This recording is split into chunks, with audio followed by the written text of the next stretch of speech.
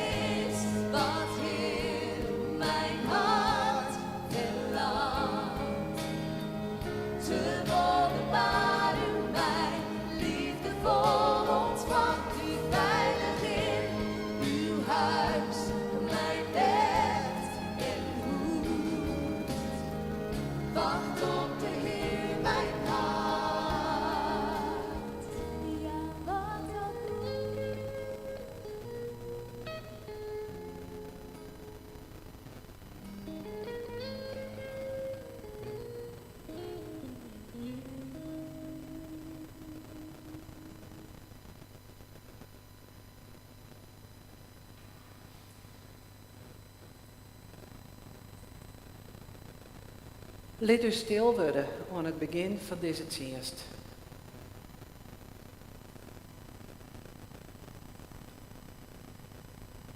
En in die stilte klinkt us vertrouwen, us leeuwen dat us help is in de naam van de Heere, die het hemel en aarde maken had, die trouw blijft, ont in eeuwigheid en net loslid wat zijn hand begon. Genade wees mij jemme en vrede van God us heid en van Jezus Christus us Heer, troch de Heilige Geest. Amen.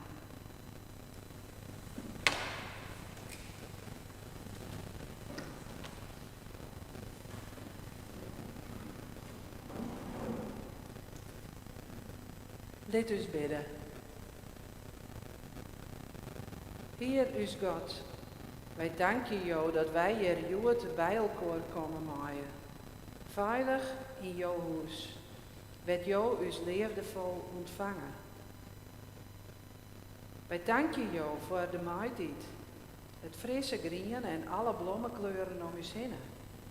Het leven dat viert en schonkt. En wat wij in vrijheid van genietje maaien. En er zelfs ik deel van uitmaaitje. Maar Heer, als wij verder joggen, dan is er ik zo volle wat niet goed is. Diezelfde mooie natuur had zwier te lijden, door uw manier van leven. Die hield niet meer ruimte inneemt. Op het land, in de zeeën en in de lucht, worden soort versmargen en stikken maken. En daarom bidden wij om jouw ontferming. Om leven dat heel niet moeilijker wordt. Vooral het leven van de zwakste schekels, die het haar niet verwarren kunnen.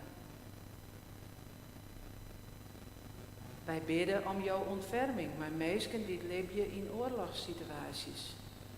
Verwaard dakleers worden binnen, door bombardementen. Verwaard verwonnen binnen. En verwaard een of meer van haar naasten verlamd binnen in de strijd. Wij bidden om jouw ontferming, maar mensen die geen thuis hebben. Geen mensen wat ze op waarom vallen kennen. Of die het haar nergens thuis vielen. Wij bidden om jouw ontferming, maar u zelfs. Om uw eigen te kwad. Om alles wat u verdrietelijk maakt, wat u zeer docht en wat wij u zwaargen ommaatje. Daarom bidden wij. Heer, ontferm je jou over us en over heel deze wereld.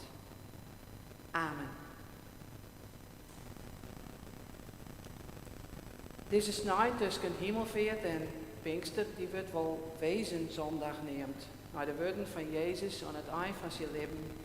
Ik zal je hem net als wezen achterlaten. Maar daarnaast is er ook een Latijnse naam voor deze snij. Exaudi. Exaudi betekent verhoor ons, verjaar us, harkje naar us. Woorden die komen uit Psalm 27, wat wij krijg ik naar luisteren hebben. Dat weer dan een moderne bewerking vanzelf van Psalm Project. Ik lees nou een aantal versen uit die psalm als woord van leven. De Heere is mijn jacht en mijn heil. Van waar zou ik bang wezen? Bij de Heere is mijn leven veilig. Voor waar zou ik vrezen? Harkje, Heere, hoe loert ik erop? Wees zag goed gunstig en jou mij antwoord. Mijn het houdt jouw uitspraak voor. Ziek je mijn gunst. Jouw gunst, die wil ik ziekje, Heere. Keer jouw gunst net bij mij waai. Schouw jouw tjener net in griemen van zieden. Mijn help, hij jou wist.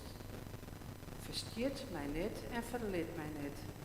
O God, die mij heil brengt. We luisteren nu naar de lofprijzing uit de opwekkingsbundel Breng dank aan de Eeuwige.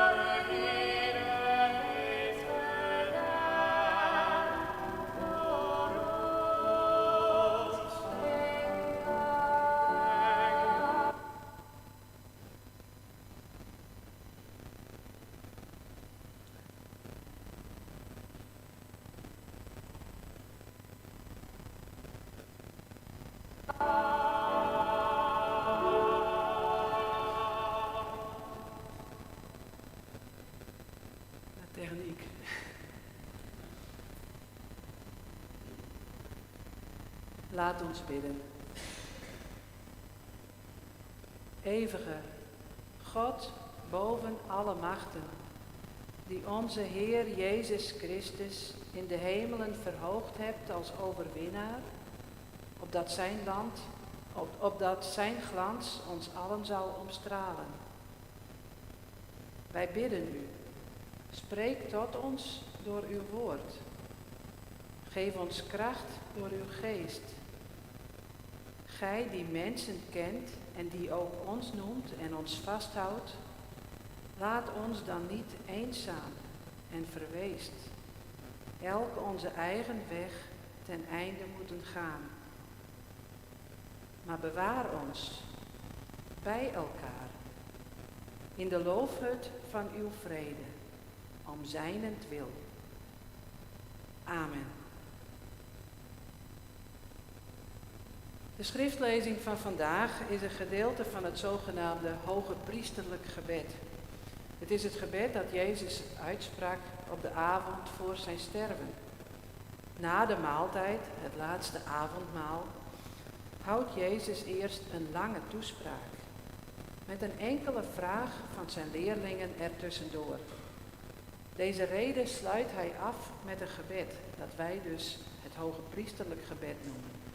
De lector leest ons voor Johannes 17, vers 14 tot 26.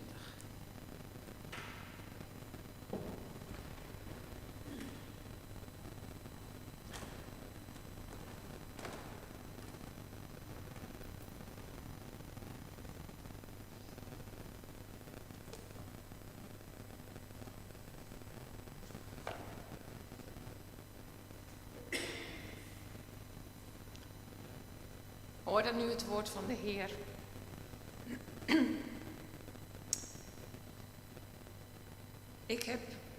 Ik heb hun uw woord gegeven. De wereld haat hen, omdat ze niet bij de wereld horen. Zoals ook ik niet bij de wereld hoor. Ik vraag niet of u hen uit de wereld weg wilt nemen, maar of u hen wilt beschermen tegen de duivel. Ze horen niet bij de wereld, zoals ik niet bij de wereld hoor. Heilig hen dan door de waarheid. Uw woord is de waarheid. Ik zend hen naar de wereld, zoals u mij naar de wereld hebt gezonden. Ik heb mij geheiligd omwille van hen, zo zullen zij ook de waarheid geheiligd zijn. Ik bid niet alleen voor hen, maar voor allen die door de aankondiging in mij geloven. Laten allen één zijn, Vader, zoals u in mij bent en ik in u. Laat ook hen zo ook in ons zijn, opdat de wereld gelooft dat u mij hebt gezonden. Ik heb hen laten delen in de grootheid die u mij gegeven hebt, opdat zij één zijn, zoals wij. Ik in hen en u in mij. Dan zullen zij volkomen zijn, één en de wereld begrijpen dat u mij hebt gezonden en dat u hen lief hebt zoals ik u lief heb. Vader, u hebt hen aan mij geschonken. Laat hen dan zijn waar ik ben. Dan zullen zij de grootheid zien die u mij gegeven hebt, omdat u, die mij lief hebt, voordat de wereld gegrondvest was. Rechtvaardige Vader, de wereld kent u niet, maar ik ken u. En zij weten dat u mij hebt gezonden. Ik heb u in mijn naam bekendgemaakt en dat zal ik blijven doen, zodat de liefde waarmee u mij lief hebt in hen zal zijn en ik in hen.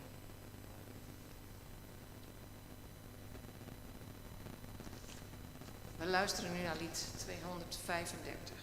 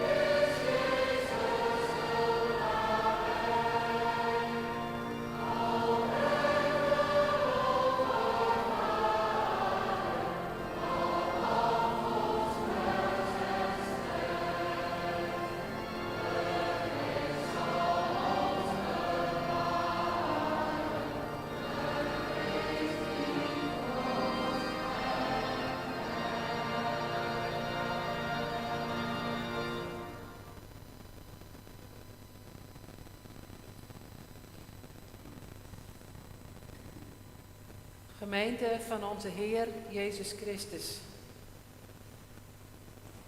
Soms gebeurt het je dat je ergens komt en je krijgt het gevoel, ik hoor hier niet bij. Het kan zijn op een vergadering, op een receptie of op een verjaardagsvisite. Ik hoor er niet bij. Deze mensen kennen elkaar blijkbaar allemaal en ik ken niemand.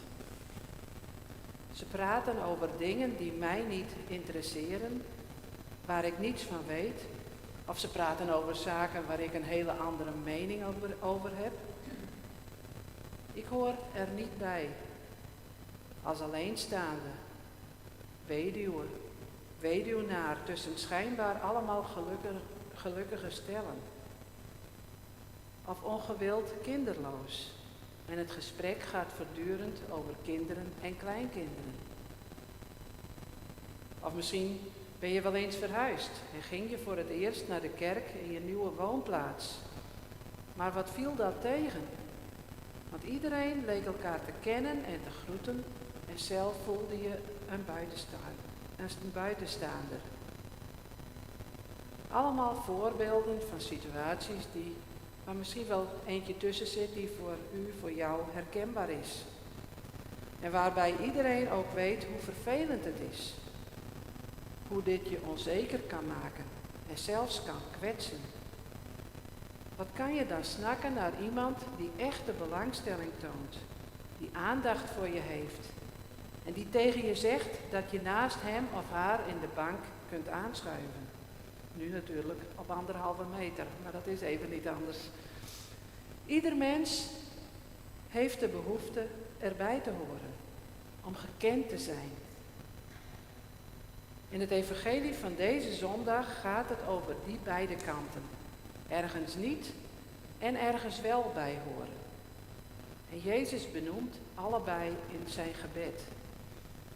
Jezus zegt, de wereld haat hen, en met die hen bedoelt hij zijn leerlingen, de gemeenschap van zijn volgelingen. De wereld haat hen, omdat ze niet bij de wereld horen, zoals ook ik niet bij de wereld hoor. Maar tegelijk gaat het in dit gedeelte ook over één zijn, over gemeenschap. Want Jezus bidt ook van, laat hen allen één zijn, Vader. En hij zegt, ik heb hen laten delen in de grootheid die u mij gegeven hebt, opdat zij één zijn zoals wij, ik in hen en u in mij. Als je het zo bekijkt, dan lijkt het alsof er twee verschillende verhaallijnen zijn. De lijn van het er niet bij horen, en die lijn wordt nogal krachtig onderstreept. En de andere lijn gaat over één zijn, over delen in Gods grootheid. Beide lijnen lijken elkaar tegen te spreken. Dus best lastig om dat op een goede manier te begrijpen. En ook, en dat is zeker zo belangrijk, hoe we dit kunnen laten aansluiten bij onze eigen ervaringen. Want ook wij hebben soms een ervaring van erbij horen en verbondenheid aan de ene kant en van er niet bij horen en vervreemding aan de andere kant. Vandaag hebben we een gedeelte gelezen van het hogepriesterlijk gebed. Dat noemde ik net al. En we vinden het alleen in deze vorm bij de evangelist Johannes. Men gaat ervan uit dat dit evangelie zo rond het jaar 100 is geschreven. De eerste christenen zijn verstrooid. Ze worden vervolgd en onderdrukt. Het evangelie weerspiegelt dan ook sterk de ervaringen van deze eerste generatie christenen. Het is de ervaring van een aangevochten gemeente. Een gemeenschap van volgelingen die van verschillende kanten onder druk staat. Ze horen er niet bij, want in het Romeinse Rijk worden ze gezien als een vreemde soort gelovigen, als een rare secte. En ook de kloof met het Jodendom wordt alsmaar groter. Ondanks het feit dat Jezus zelf een Jood was en zijn leerlingen ook. Al snel ontstaan ook hier conflicten. Conflicten die helaas een lange geschiedenis hebben gekregen. De eeuwen door is er strijd rondom religies, rondom heilige grond en tot op de dag van vandaag, ook deze week in Israël, Gaza, zien we dat gebeuren. Ik denk dat deze situatie van onderdrukking, van verstrooiing, dat dat voor Johannes een reden is om de tegenstellingen sterker aan te zetten. Om extra scherp te markeren de tegenstelling tussen de wereld en hen, de leerlingen, de gemeente. Je zou haast zeggen de kloof tussen wereld en kerk. Er loopt een scheidslijn tussen die beiden. Want de kerk, zo noem ik het nu maar even, die hoort niet bij de wereld. En zo staat het er ook. En Jezus bidt dat ze daartegen beschermd zullen worden. Tegen de duivel. Die dus kennelijk bij de boze buitenwereld hoort. Maar er staat ook, daartegenover, dat Jezus hen naar de wereld toezendt. Zoals u mij naar de wereld hebt gezonden. De confrontatie wordt dus niet gemeden. Hier in Nederland staan we bekend omdat we zo goed kunnen polderen. Land winnen, op de zee, maar ook op bestuursniveau. We moeten er met elkaar uitkomen. Dan komen we verder. Zo willen we onszelf graag zien. Mensen die verdraagzaam zijn, maar ook zeker constructief. Denken in oplossingen. Toch zijn ook wij, misschien wel meer dan we zelf willen, of dan we onszelf bewust zijn, geneigd om te denken en te spreken in tegenstellingen. En ik heb het gevoel dat dit in onze tijd steeds meer tot uitdrukking komt. Bijvoorbeeld ten aanzien van vluchtelingen, van mensen met andere nationaliteiten, culturen en religies, maar ook ten aanzien van mensen die anders denken, met andere belangen. Zij, de macht, het grote geld, de politiek, tegenover wij, de gewone mensen. Ook wij denken dus dualistisch in tegenstellingen. Zelfs het denken en het spreken van de kerk is er diepgaand door beïnvloed. Denk maar aan de oude spreuk. De kerk is wel in de wereld, maar is niet van de wereld. Met die uitspraak werden kerkmensen gewaarschuwd om zich niet te veel in te laten met alles wat werelds is. Niet naar de kermis, niet dansen en ga zo maar door. En nu is het altijd al zo geweest dat het wereldse veel leuker is dan het kerkse. En ook dat wat verboden is alleen maar aantrekkelijker wordt. Dus dat is een soort eeuwige strijd tussen het goede en het kwade. Ik vermoed dat we die scheiding vandaag allemaal alleen niet zo scherp meer voelen dan vroeger. Dat in de wereld en niet van de wereld. Gelukkig maar, want er was ook heel veel benepenheid bij en moralisme. Het uitvergroten van die verschillen is de oorzaak geweest van heel veel verdriet en leed. Van liefdes die de grond werden ingestopt, want dat mocht niet. Hervormd en gereformeerd en laat staan dat het ook nog katholiek was. Maar toch, ergens blijft het besef dat het geloof iets in zich heeft wat onderscheid maakt. Want wat stelt het anders immers voor? We zijn toch meer dan een sportvereniging of een hobbyclub. Of een willekeurige club van gelijksgezinden. Maar waar blijkt het dan uit? Wat onderscheidt een christen dan van de wereld daarbuiten? Wat is het kenmerkende van een gelovige, een oprecht zoekende geest in het spoor van Jezus? Wat maakt je dan anders? Of is er geen verschil? Bijvoorbeeld tussen christenen en humanisten.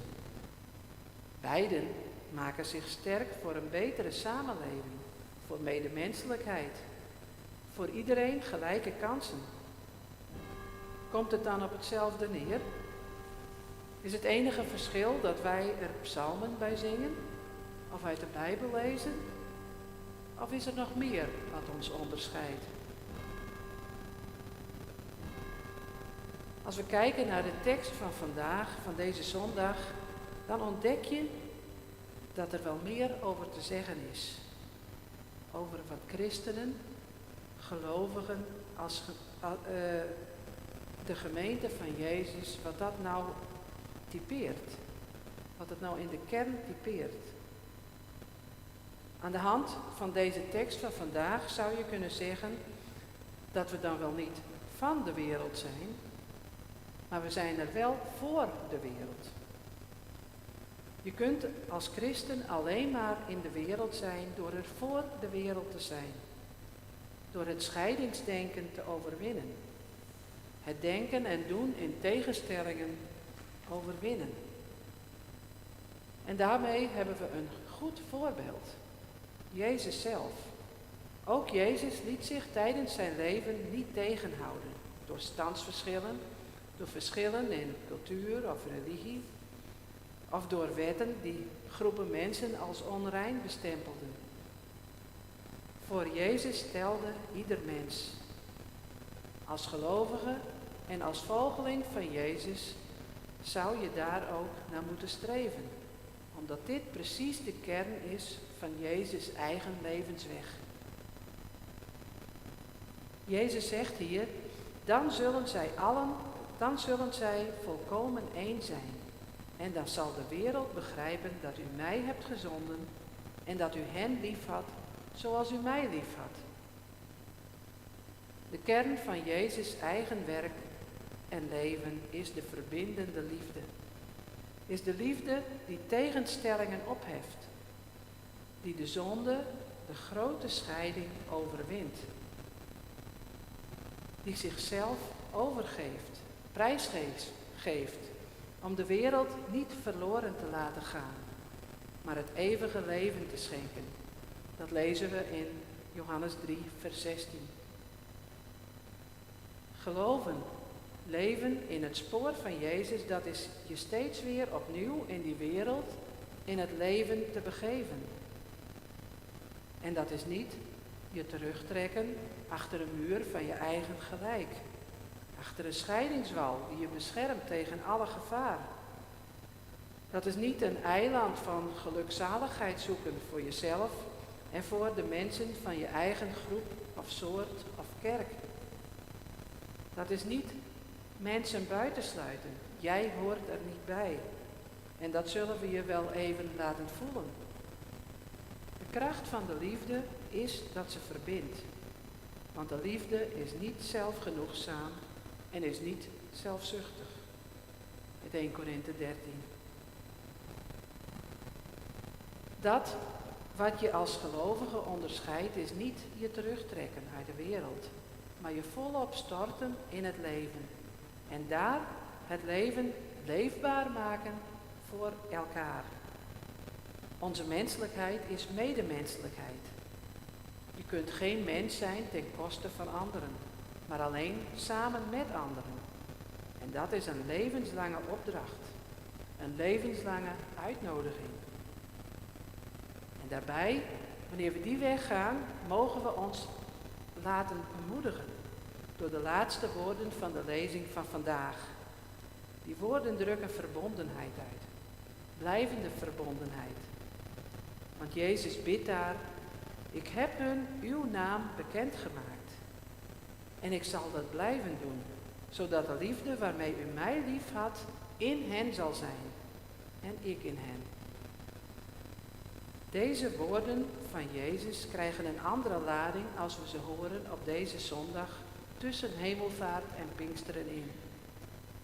Het gaat hier over blijvende verbondenheid. Door de kracht van de liefde die er van de Vader uitgaat, door de Zoon. Die liefde vormt het eigenlijke werk van de geest van Pinksteren. Het einde van de gescheidenheid, van de verdeeldheid, de talen. Dat is de geest die de band van de liefde wordt genoemd. Wat zou het wat zijn als we dat zo konden waarmaken? Als mensen, als gemeenschap, om te beginnen hier in onze eigen plaatsen. Arem, Kimswerd, of waar mensen thuis ook luisteren. Wat zou het wat zijn als we dat zo konden waarmaken? Dat anderen gaan zeggen, daar wil ik ook bij horen.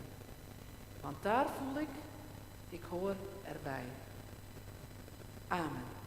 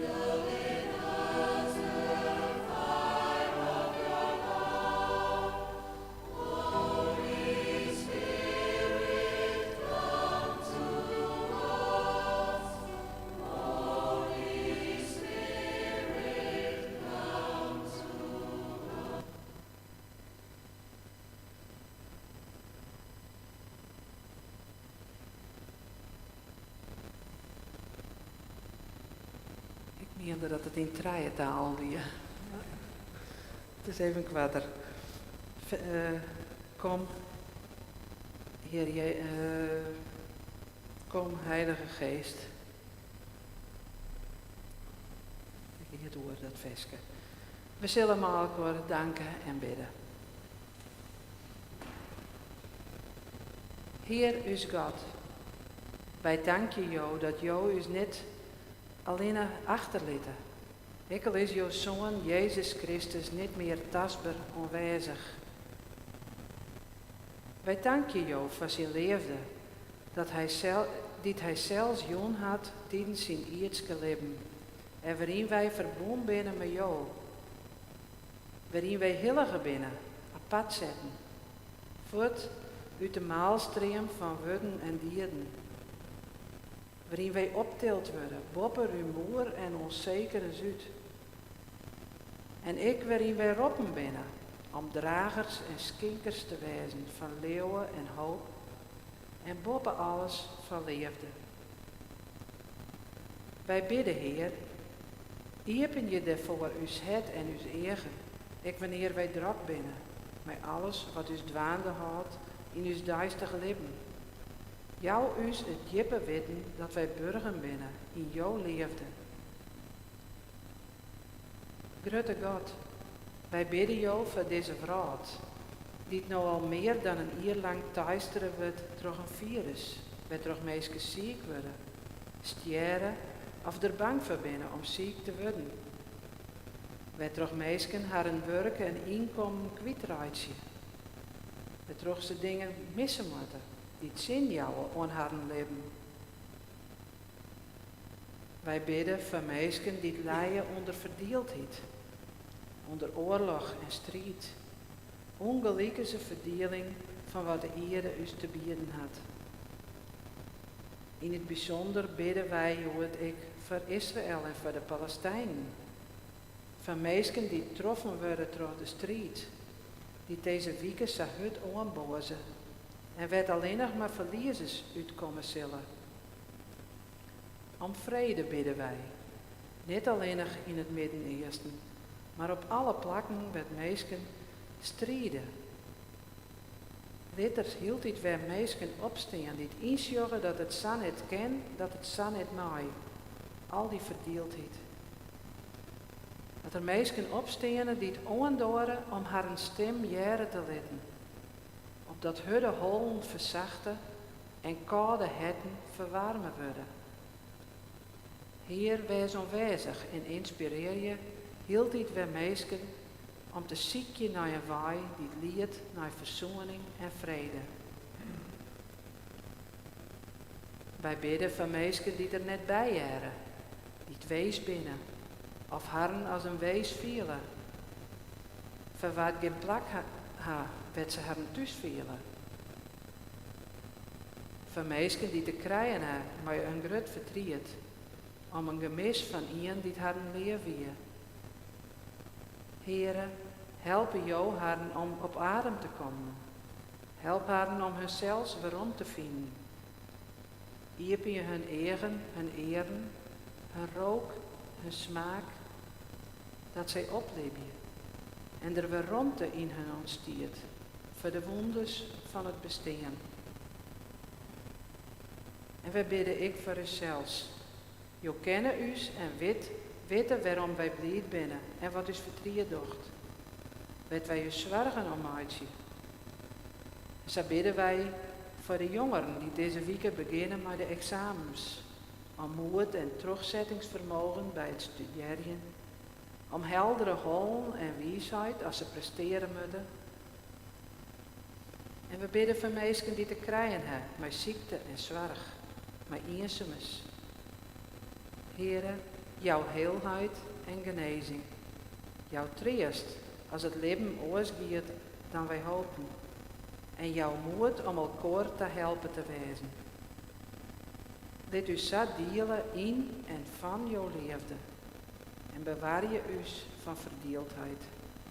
Opdat het kwee in deze wereld plak maakt voor de goede kracht van de liefde. In de stilte van uw hart lezen wij jou voor wat een oor niet verwutje kan.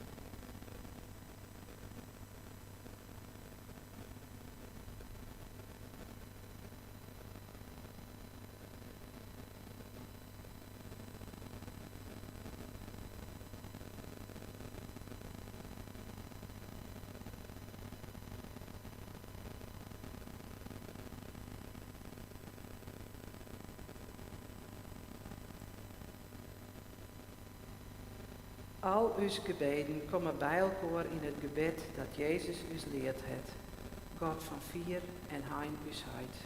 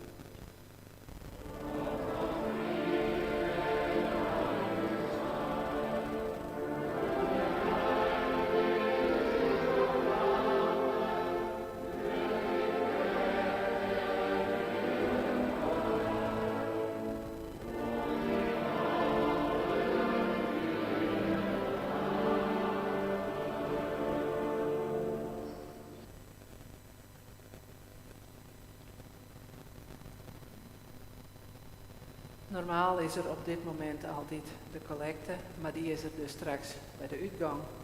Dus we gaan direct terug met het slotlied. Dat is Lof zij de Heer, de Almachtige Koning der Heren en de luistervenai en dat fysiek ik om dat steende te doen.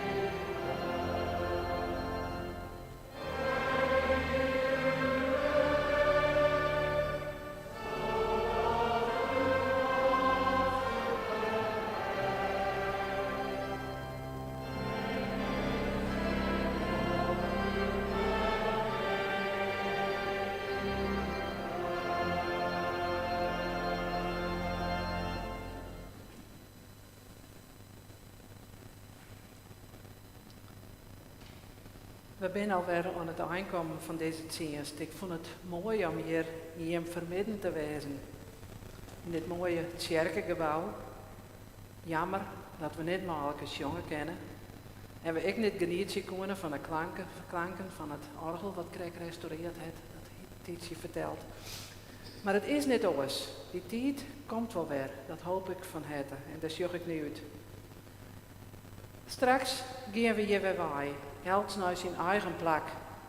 En ik de meesten die thuis deze dienst mij beleven, gaan we verder. Een nieuwe week in de midden. Op wij naar Pinkster. Die wij mogen wij gaan, droegen door de zegen van de Heer. Maar de Heere u zegen je in alle dingen dat wij daarop binnen. Maar de Heere u behoort je voor onverschilligens en mismoedigens. Maar de Heere u jacht je aan in het juster van uw dagen. In de naam van de Heid, de Zoon en de Heilige Geest. Amen.